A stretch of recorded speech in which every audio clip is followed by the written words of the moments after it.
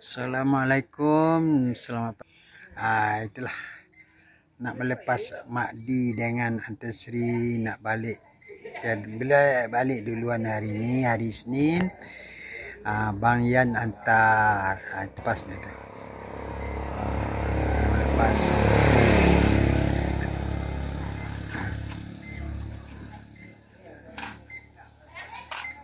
Tengok.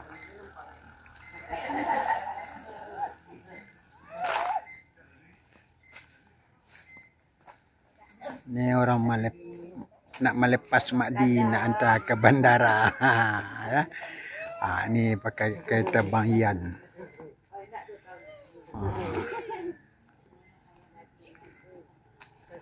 Ni jalan.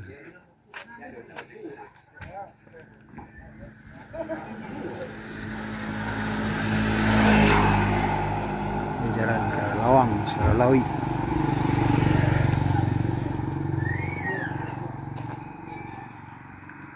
Inilah sopir nak hantar Mak Di. Tu orang melapih Mak Di ramai-ramai. Tu si Id nak. Si Id tak hantar.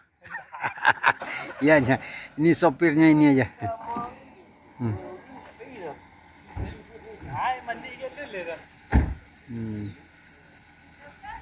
Lah.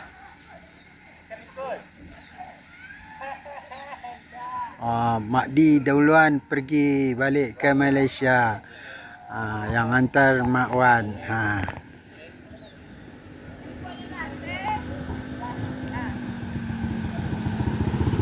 Hei. Inilah. Inilah. Selamat jalan, selamat jalan aman. Ready?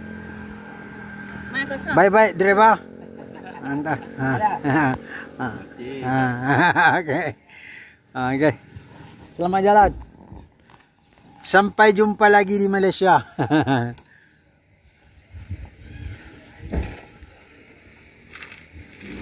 Okey. Bye. Dadah. Itu dah Malapay Mak Di. Dah. Terus bandara.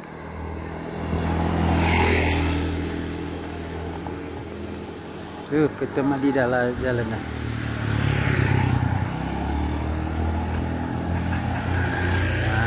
Ni yang tinggal lagi.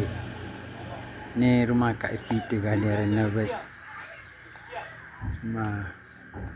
Ni rumah Ante Yun. Ante Yun ada di rumah. Dah.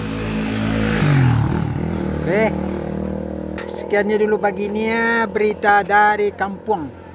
Melepas Mak Di nak pergi balik ke Malaysia. Id hantar. Okey. InsyaAllah. Atuk balik pada hari Khamis.